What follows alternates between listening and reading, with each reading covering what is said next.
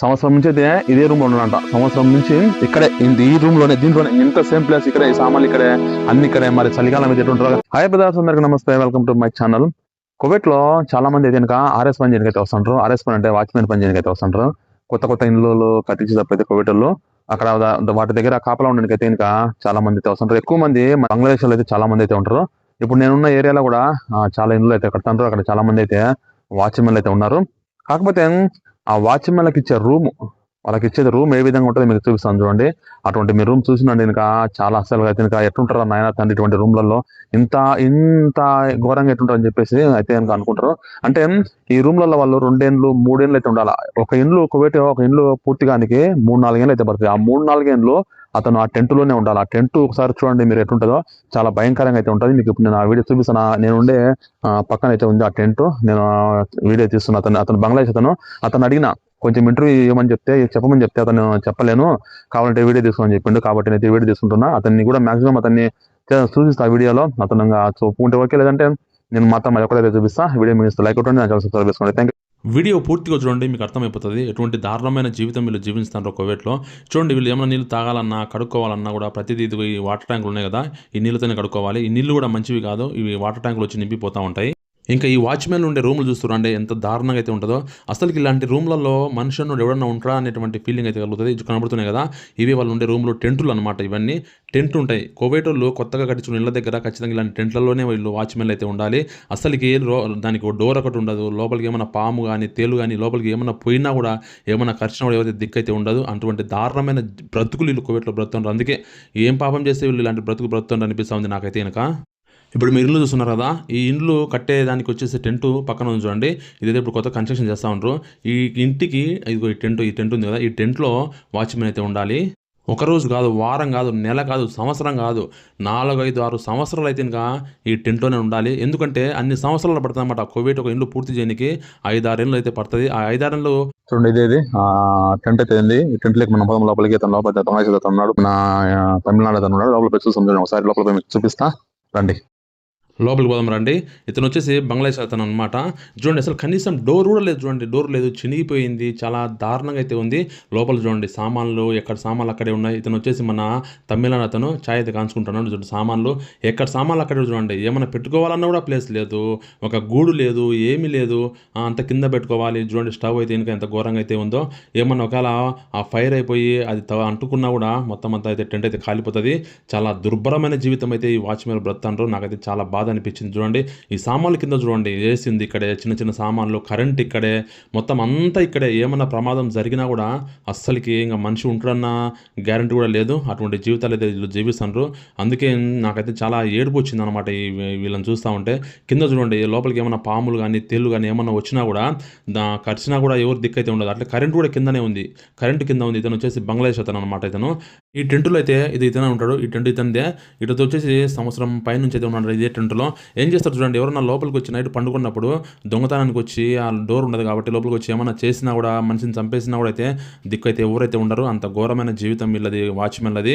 ఇండియాలో అనుకునేది ఒకటి, ఇక్కడ వచ్చిన తర్వాత అనుకునేది ఒకటి. చూడండి, సామాన్లు ఉన్నాయి చూడండి, కింద కరెంట్ కూడా కిందనే చూడండి, కరెంటు కిందనే ఉంది. ఏమన్నా మనం పెట్టుకున్న సామాన్లు కిందనే ఉన్నాయి. ఏమన్నా పాములు గీములు లోపలికి వచ్చి సంసారం చేసినా కూడా వాళ్ళతో పాటు మనకైతే గుర్తు తెలియదు. అన్ని సామాన్లలో ఏడు ఉంటుందని చెప్పండి.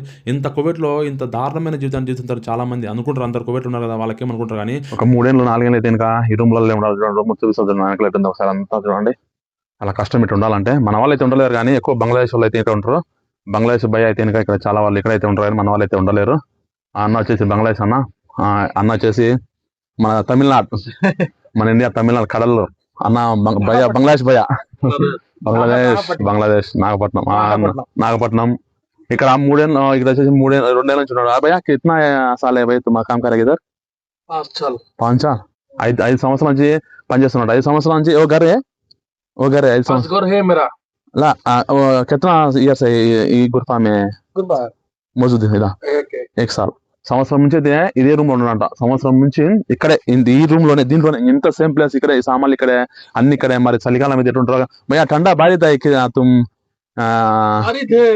सुनो सभी बारिश ज्यादा बारिश समर हर हर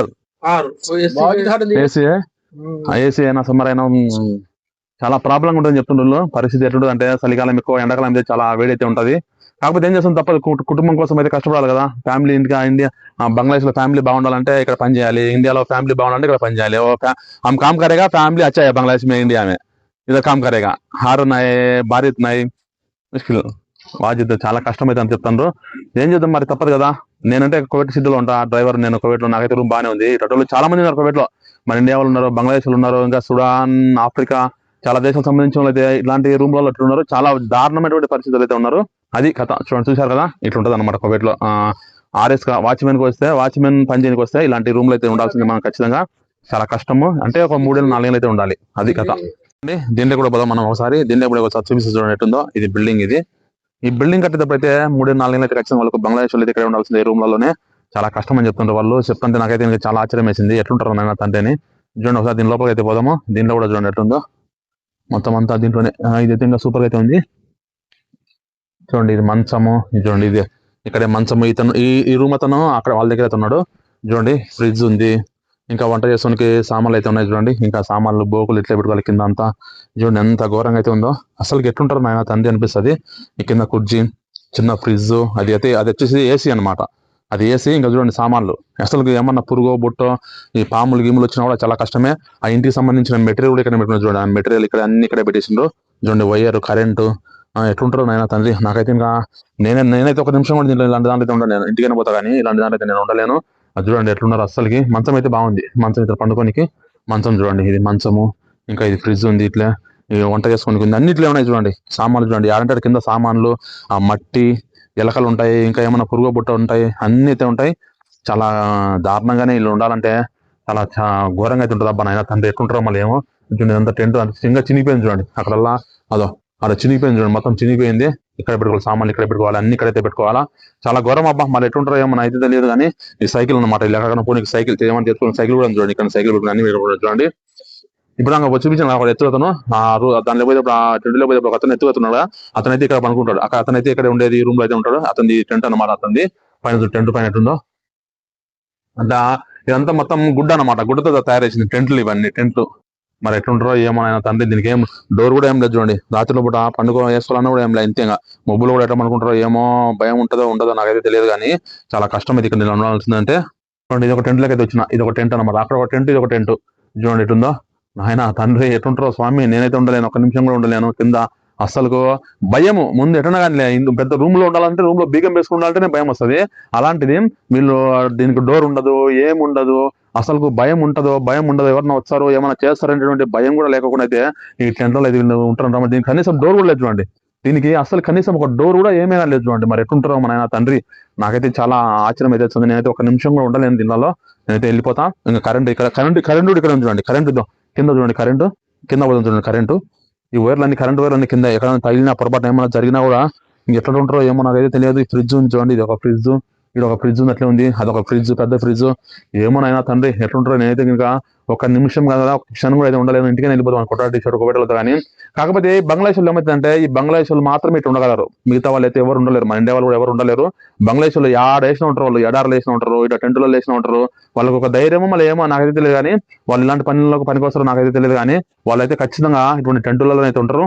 ఇలాంటి జీవితం, దుర్భరమైన జీవితం ఇలాంటిది. 3 ఏళ్ళు, ఒక రోజు 2 రోజులు, 3 రోజులు కాదు, 4 ఏళ్ళు, 5 ఏళ్ళు ఆ బిల్డింగ్ పూర్తిగా అయిపోయేంత వరకు అయితే వాళ్ళు ఇటువంటి టెంటులలోనే ఉండాలి. ఆ బిల్డింగ్ పూర్తిగా కన్స్ట్రక్షన్ అయిపోయి అంతవరకు అయితే ఉండాలా. కాకపోతే ఆ బిల్డింగ్ పూర్తి కావాలంటే కువైట్ లో కనీసం వచ్చేసి 4 ఏళ్ళు, 5 ఏళ్ళు, కనీసం 5-6 ఏళ్ళు అయితే పడుతుంది. ఆ 5-6 ఏళ్ళు మాత్రం ఇక్కడే ఉండాల్సిందే. వాళ్ళు దీంట్లోనే జీవించాల్సిందే, దీంట్లోనే బ్రతకాల్సిందే. ఈ మట్టి దుమ్ము అంతా పూసుకుంటూ అయితే ఇక్కడే ఉండాల్సిందే. అది ఈ కువైట్ లో వాచ్మెన్ గా వచ్చే వాళ్ళ పరిస్థితి అయితే ఇట్లా ఉంటది అనమాట. కొత్త ఇళ్లకు కట్టేటప్పుడు వచ్చాను కదా, వాళ్ళు వచ్చినప్పుడు వాళ్ళు ఇక్కడ ఉంటే కనుక ఈ విధంగా అయితే పరిస్థితి ఉంటుంది. చాలా దారుణంగా అయితే పరిస్థితి ఉంటుంది. అది ఈ వీడియో మీకు నచ్చితే లైక్ కొట్టండి, నా ఛానల్ సబ్స్క్రైబ్ చేసుకోండి. Thank you so much. మరి ఒక మంచి వీడియో అయితే మీ ముందుకు వస్తా. Bye bye.